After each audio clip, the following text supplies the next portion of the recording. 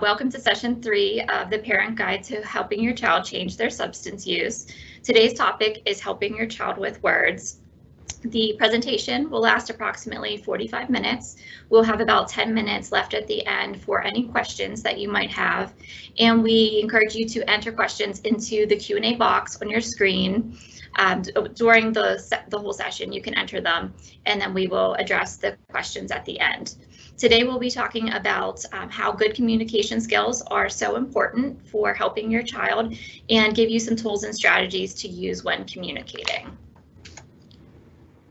Our Smart Choices program is our adolescent substance use program at CCP, and we believe in supporting both adolescents and parents, and we understand that parents are uniquely qualified to help their children change their substance use, and there are positive ways that parents can have an influence on their children. The Parent Series supports our overall goal of preventing the lifelong consequences of childhood and adolescent substance use.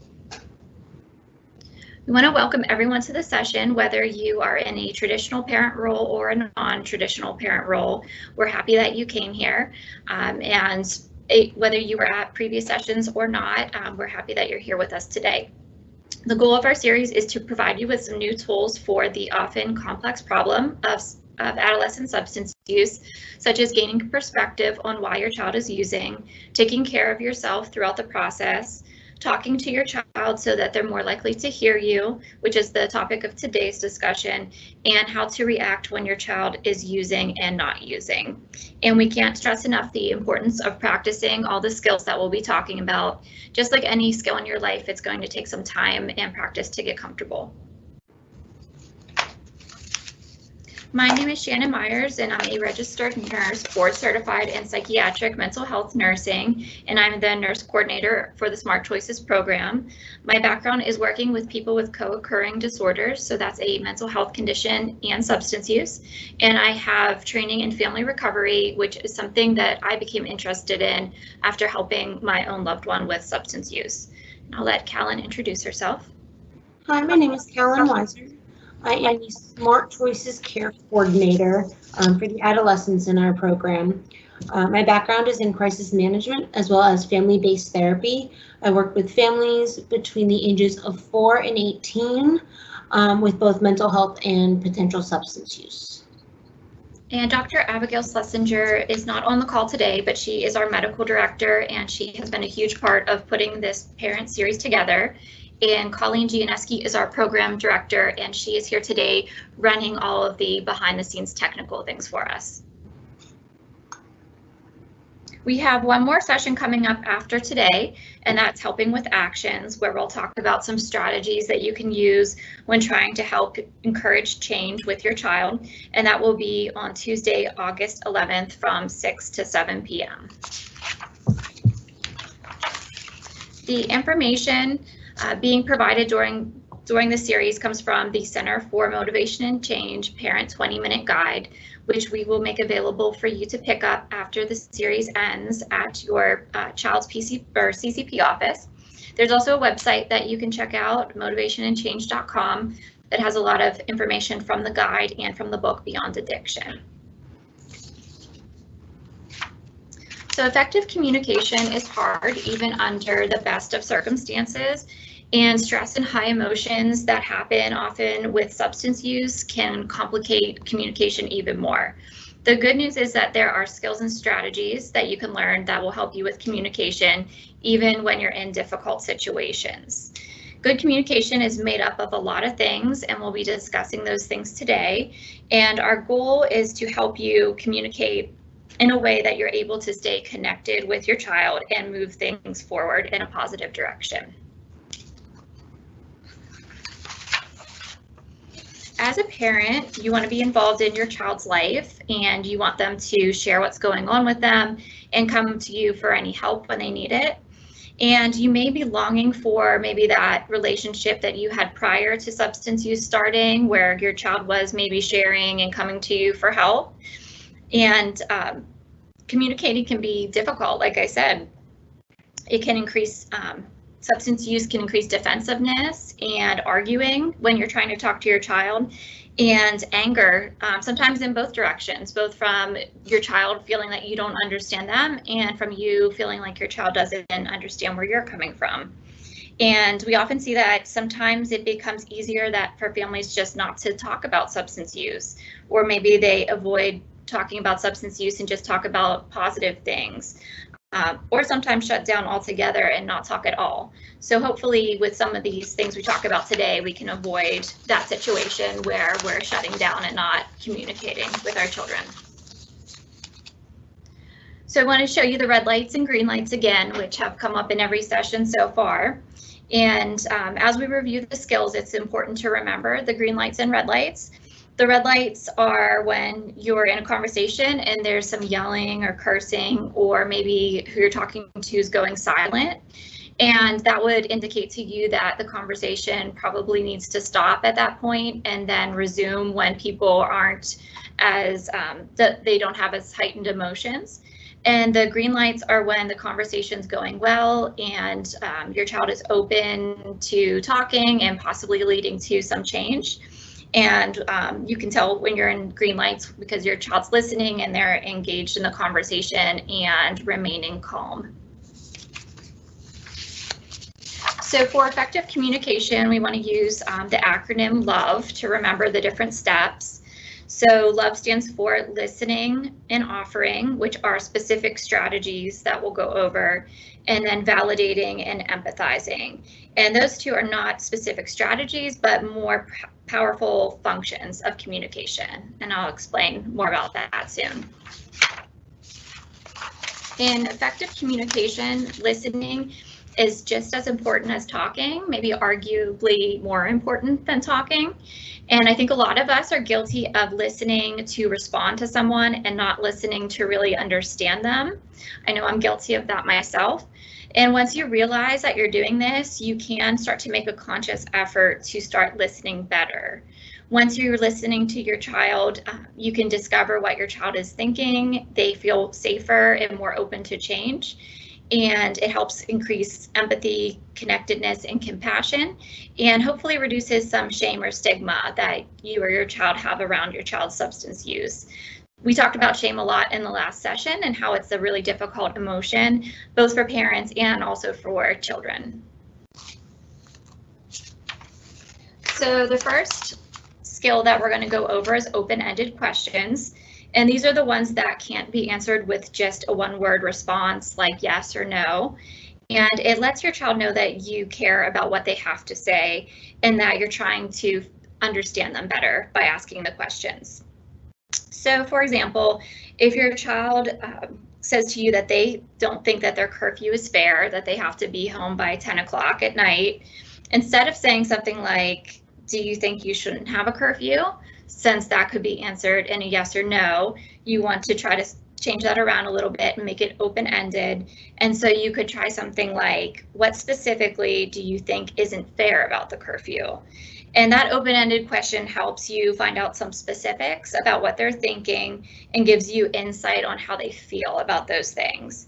And it also shows your child that you really want to understand them and how they feel. Another technique to use is affirmations. And so this is noticing when something's going right and calling that out. So I like to refer to that as catch them being good.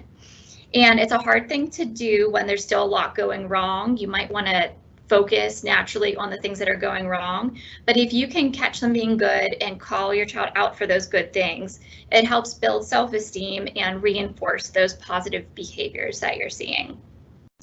So we're going to stick with the curfew theme for the next example. And so instead of saying last night you were 30 minutes late for curfew, tonight you're 15 minutes late, this statement only mentions the negative things that are going on. Instead, with an affirmation, you could try something like, you're showing improvement with getting home on time. And that focuses on the positive thing, that they were able to improve their time getting home by 15 minutes.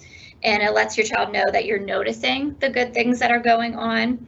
And even though they might not be doing things perfectly, you still appreciate the progress that they're making. And reflections are also called active listening. And this is when you're restating some or all of what your child is saying to you. And this kind of seems too simple to be effective, but it really does work.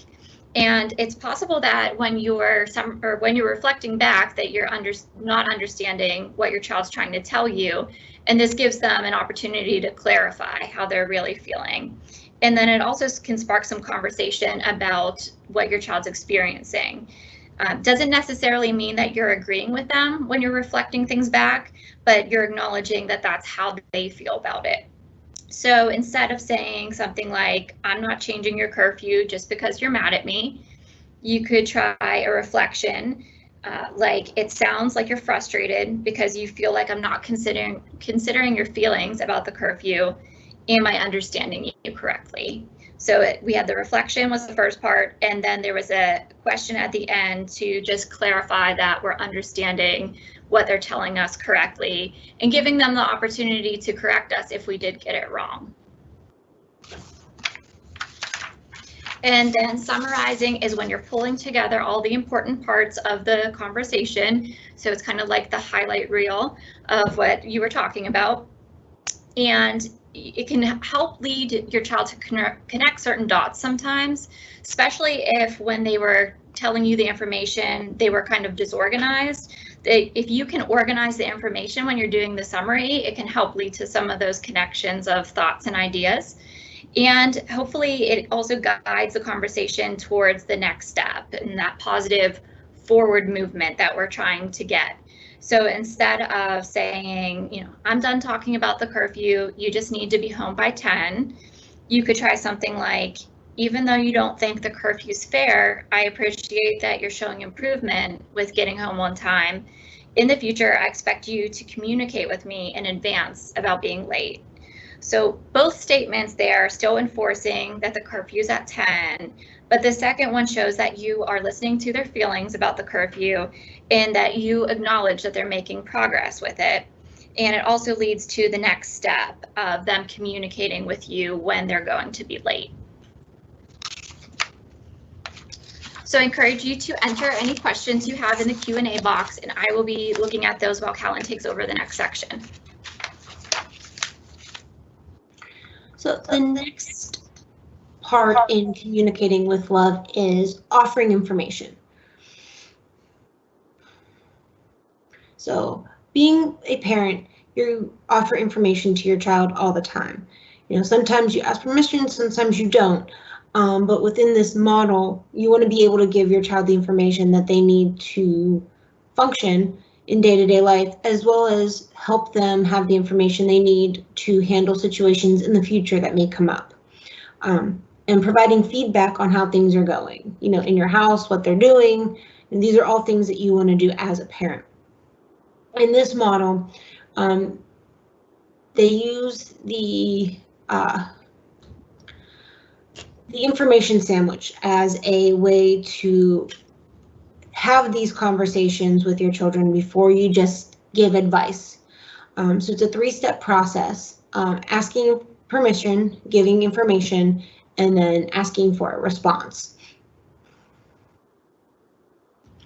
So asking for permission may seem odd for you as a parent, which definitely is, but asking for permission before you just provide the information allows your child to be more open to the information you want to give them. You honor their independence and allowing them the opportunity to participate, and increases their likelihood that your child's going to hear you. So some ways that you can do this. So instead of saying if your child is having a hard time with friends, instead of saying you should find new friends that treat you better, you could rephrase it and say something along the lines of, could I offer a thought on the situation with your friends? This allows you to have that collaborative tone of wanting to hear what they have to say. The second is giving information. So as we talked in the previous sessions, the more options you give, the less likely your child's going to reject one of the options that you give. It also allows your child the opportunity to weigh the pros and cons of the options that you're giving and kind of have that discussion about what would work best for your family as a whole. It also allows your child to disagree with some of the options that you give and potentially work towards a much different option. So saying something, so you may have said something along the lines of, you could join a sport to make new friends. You may want to change it to, maybe you could talk to your friends about how you feel, or you can meet some new people by joining a sport or trying out for the school play. This gives them numerous things to work with and decide what's going to be best for them. And the third part is asking for a response. This is where you really have a discussion about their understanding of the information you shared and why you shared it. And it lets you see how your child took what you said in their way. This way, if there's any sort of misunderstanding, you have the opportunity to discuss it at length and figure out where the disconnect is from. So instead of saying something like, it's really important to you, it's really important that you do these things you talked about so you make friends. Instead of saying, we talked about a few things, you could try to improve the situation with your friends, such as talking to them about how you feel or trying new activities so you can meet other people. How do you feel about these options? This then further escalates the conversation to figure out what's best for your child to make the changes that you want to see. So once you have the Parents 20-minute guide, on page 69, there's actually an offering information worksheet. This worksheet allows you to kind of play around with this new format of trying to talk to your kids about and providing information.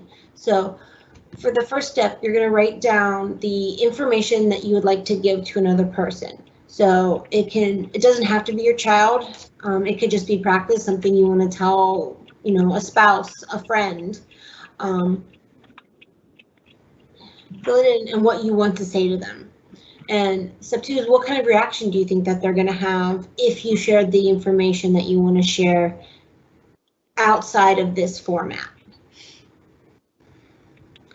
Step 3 is to now think of the information that you wanted to provide to that person in step 1, but in the information sandwich viewpoint. So how would you go about asking this person to give them the information? And what do you think would be best to check in? Or how do you think checking in would go? And step 4 is thinking about the person's reaction in this new way of communicating information instead of the old way.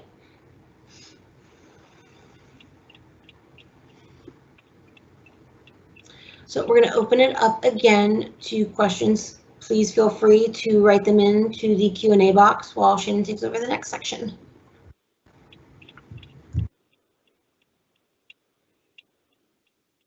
So the next 2 steps of the LOVE acronym are validating and empathizing.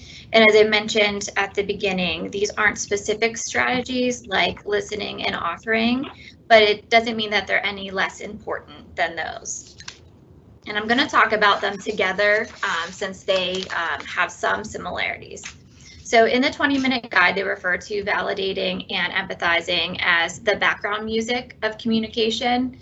And that was kind of like an aha moment for me, because when I heard that, I realized that in effective communication, these are happening all the time, just often more subtle than listening and offering might be. And when you're validating, you're really acknowledging your child's experience without trying to qualify it in any way. So really taking into account their thoughts and feelings and their perspective. So validating is really the opposite of minimizing someone's problems. And empathizing is understanding where your child is coming from and the emotions that go along with that, and understanding what it's like to be in their position in the world, or also known as taking their perspective. So validating is important for a lot of reasons. Your child would benefit from knowing that they can share with you without the fear of you judging or criticizing or abandoning them. And they're in a time in their life where they're trying to figure out who they are and how to manage themselves in their life. And they often need assurance because they can feel invalidated by people in their lives. So knowing that you don't view them as crazy for their behavior is going to be very helpful.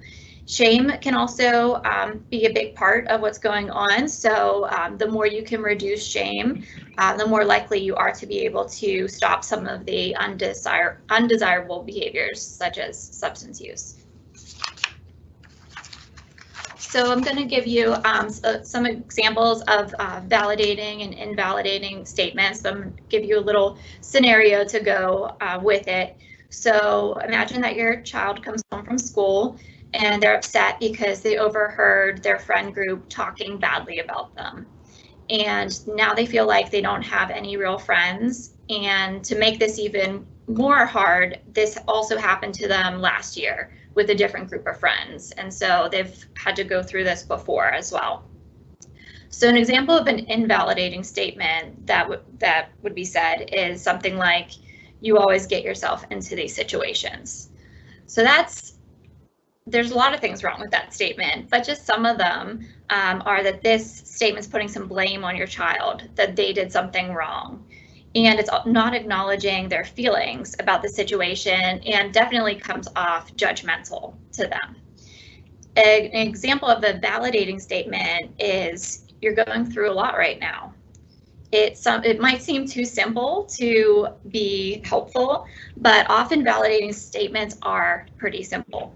And with this, you're not putting any blame on your child or judging them in any way. And it's also showing them that you are acknowledging the situation they're going through and their feelings about that situation. And empathizing is really taking someone's perspective while considering their emotions and withholding judgment at the same time. And this can be hard to do because it requires you to be vulnerable and connect to something in yourself that knows that feeling.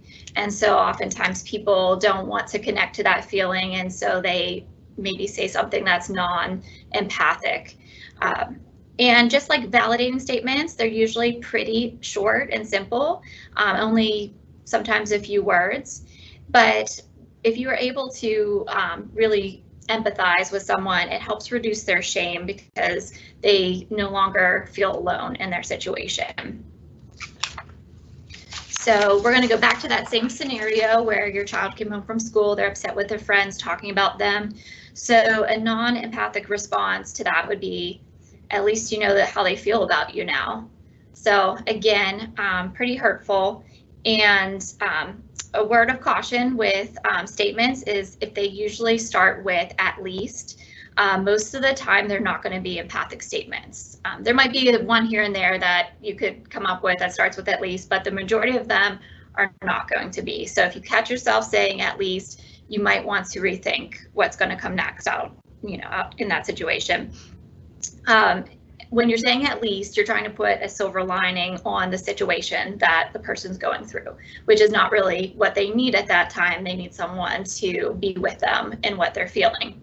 So an empathic response would be, I can see you're hurting. That's an awful feeling. So that's really acknowledging what's going on, and you went there with them in that feeling, which is way more powerful than putting a silver lining on it for them. And there's some other elements of positive communication. I'm going to go over 7 of them, but these are not things that you have to remember all of them and implement them all in every interaction. These are just some helpful tips for you to implement throughout your conversations. So being brief is important and really sticking to the main thing that you want to say. And this might be easier to do if you script out what you want to say, then edit it down to a briefer version of that, and then rehearse it. And I think some people have the misperception that if they're thinking about their conversation in advance and rehearsing them, that they're not being genuine. But it actually means that you really care about what you're about to say and that this is really important to you, which is genuine. And also being specific. So calling out the specific behaviors you're hoping to see. For example, on school days, I want you to get up when your alarm goes off. So that leaves no question about what you expect. And remaining positive. So it goes back again to the catch them being good, and not only catch them, but tell them that you see that they're doing positive things. And that will help increase motivation to change and hopefully decrease some of the defensiveness. And it's okay to label your feelings. I think some people think that it's not okay to say how they're feeling if it's a negative emotion, but it's okay to say, I'm frustrated, or I'm sad, or I'm angry. And when you say these things, it can even elicit some empathy from your child towards you. And offering understanding statements. It also helps build up empathy and your relationship with your child, and also decreases defensiveness as well. And I think we went over quite a few ways to put together understanding statements. So it's important to work those in when you can. And then taking some responsibility in the situation. So giving your child the mentality that we're in this together, and that you're not focused on blaming them, but you're more focused on solving problems with them. And then the last element is offering to help. So putting it out there as a question and letting them decide if they want the help or not. And maybe providing them with several options so that they can choose what would work best for them. Again, it's communicating to them that you're not blaming them and that you're trying to solve problems with them. So I encourage you to put in any questions you have, and I will check the Q&A box as Callan takes over. So as Shannon talked about in the beginning, there's red lights and green lights to conversations. So conversation traps are a lot of the red lights that can kind of hold back the conversation. So we're going to provide you with some of the most prevalent ones that you may hear from your child or others in general, that you can use these more positive communication skills to kind of work through. So the first one is the information trap. It's, giving your children information over and over again that they've already know, that you've already told them, and you feel like they're not hearing. The more you tell them the same thing, the less they're likely to listen. The second is the lecture trap. So this would be talking at your child as opposed to really having that conversation that we're trying to promote with them to get their better understandings, or focusing on what their problems are or what they need to do to fix their problems. These are all things that are going to lead to more red lights in conversation.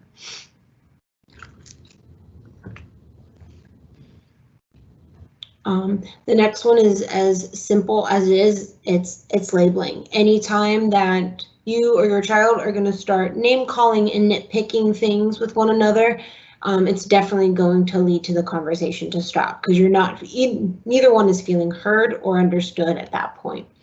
The third is blaming. It's very easy to point blame at someone else for something that they're doing. It completely will shut down your conversation with your child or others, and it will decrease your child's motivation to change.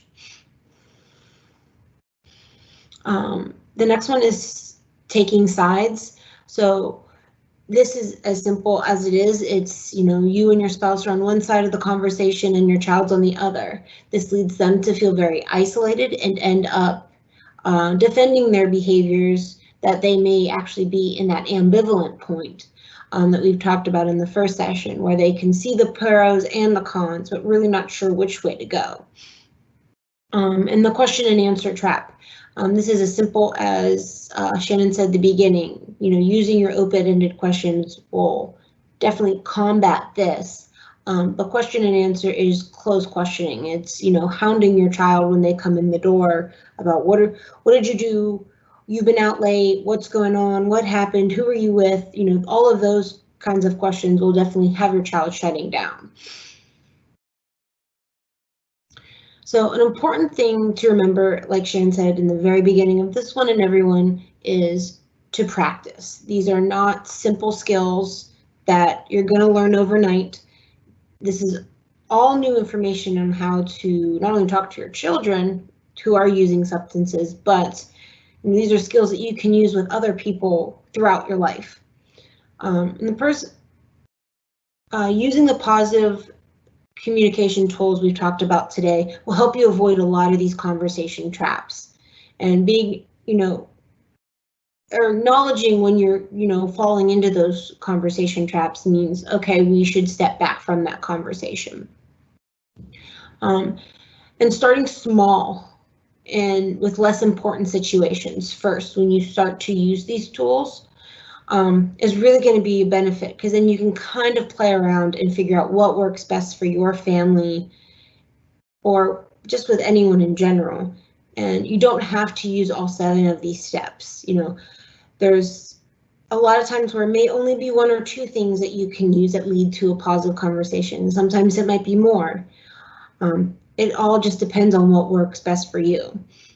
And like we said, watching for the red and green lights, those timing is a big thing when having these conversations. So knowing when you're seeing those red lights and stepping back from the conversation, and when you're seeing those green lights, really proceed forward. And we don't want you to be discouraged if things don't go well the first time.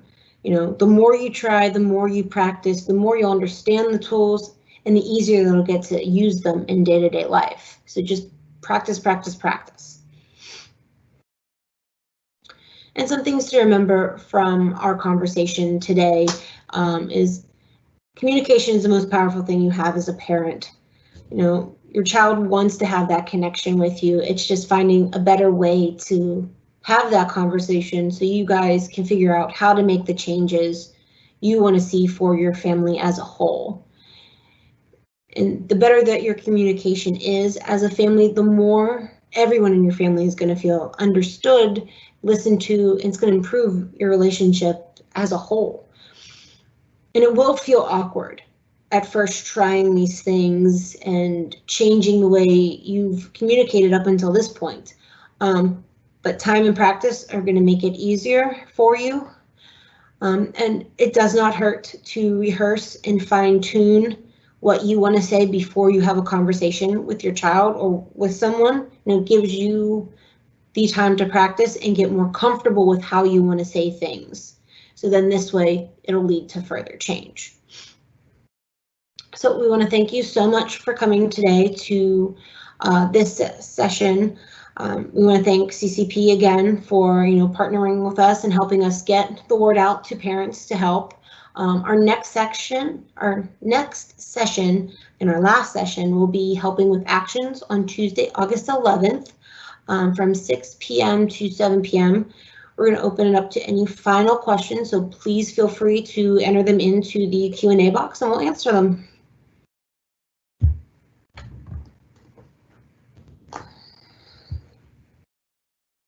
So it looks like we have a question, which is a good one.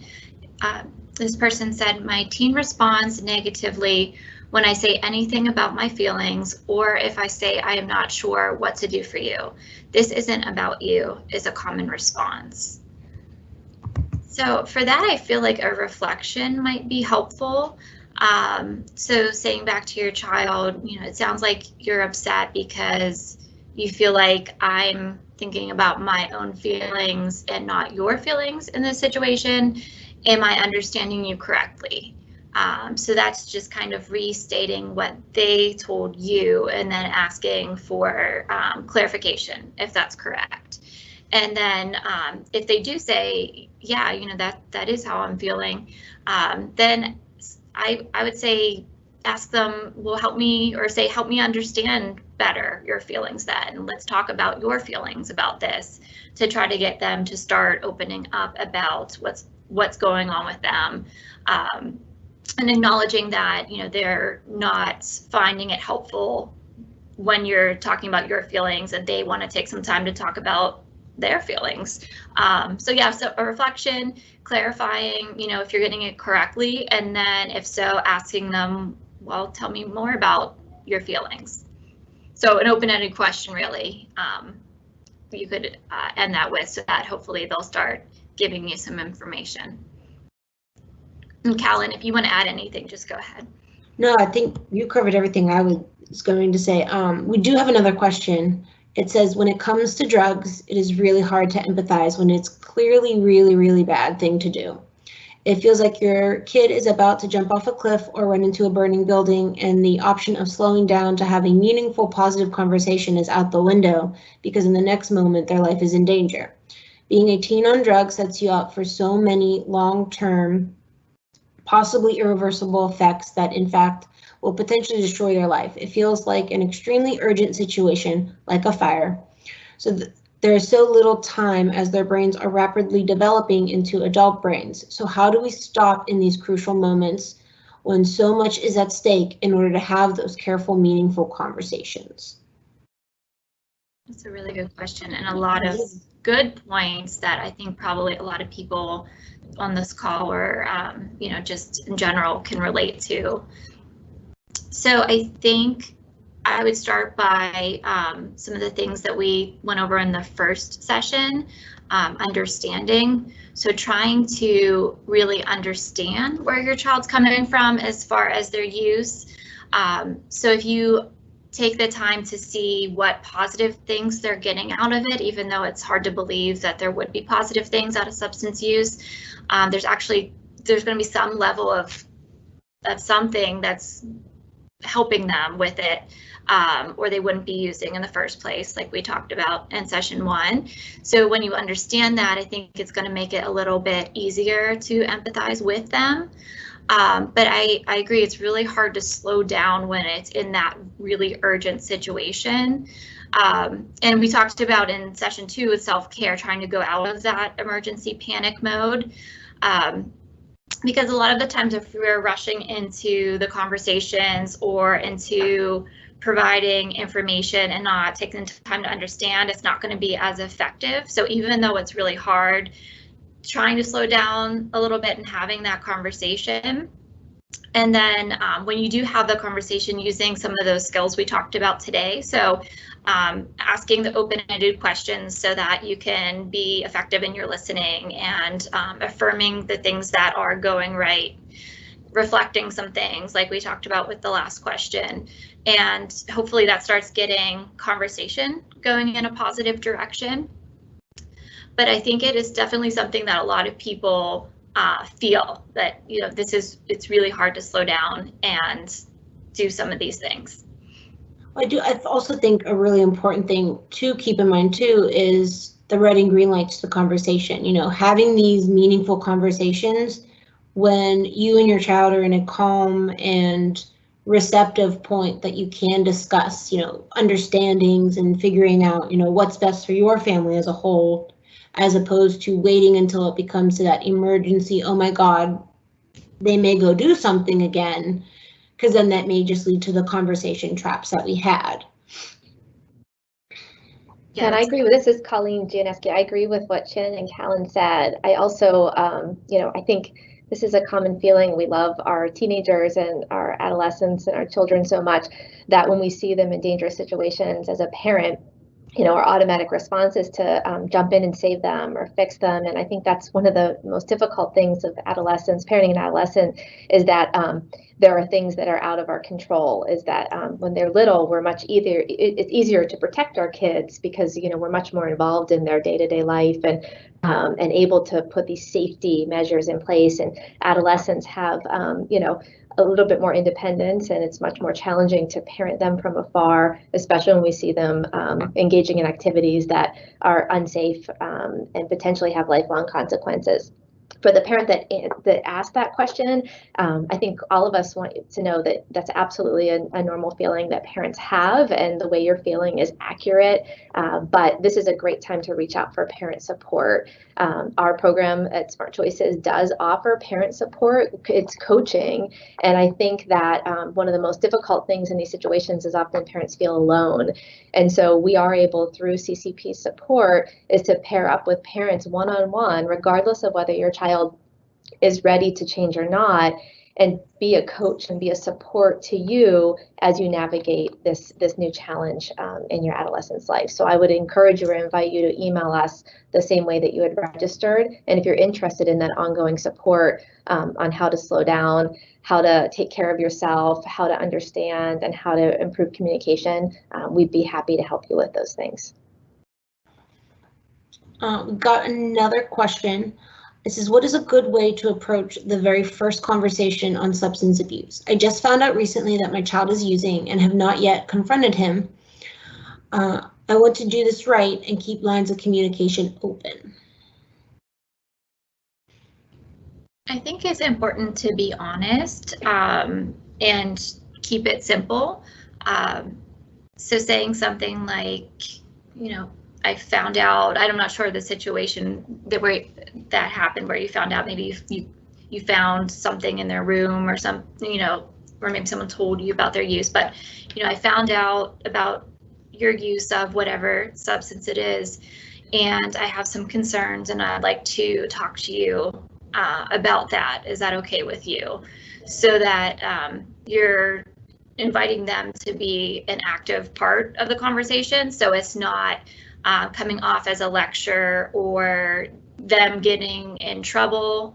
More like, let's have a active conversation about this, where I try to find out more and understand where you're coming from, and using, again, those skills that we talked about today, as far as like the open-ended questions, I think will get you really far in getting some of that information. Yeah, Shannon, I agree. I think making sure that your teen knows that you're aware of what their use, that you love them, that you're concerned, that you want to help them, and are they willing to talk to you about it and accept support. I think those are all great starting off points. Yeah, definitely. Yeah, these are really good questions. I'm glad that people are asking these. Yeah. Okay, so I think that was the last question that I saw, unless someone else sees anything I'm missing. No, I think that was it. But you can always ask questions, even, you know, about this topic in our next session too. If you think of something between now and the helping with actions, we'll still have it open up to questions throughout that presentation and at the end. So if you think of something you really want to ask between now and Tuesday, you can definitely ask us then as well. Well, with that, I think we can wrap everything up a little bit early. You have 10 minutes before 1. Callan and Shannon and I all look forward to hopefully having you join us on Tuesday, August the 11th from 6 to 7. And again, please, accept this as an open invitation. If you feel like these have been helpful, we're glad. But if you feel like you need additional support, our team is definitely here to help you. So please don't hesitate to reach out to any one of us through the email. So I will go ahead and end the live event now, and look forward to seeing you all hopefully next week on Tuesday, August the 11th at 6 o'clock in the evening, when we talk about helping with actions. Thank you, Shannon and Callan. You both did a good job today.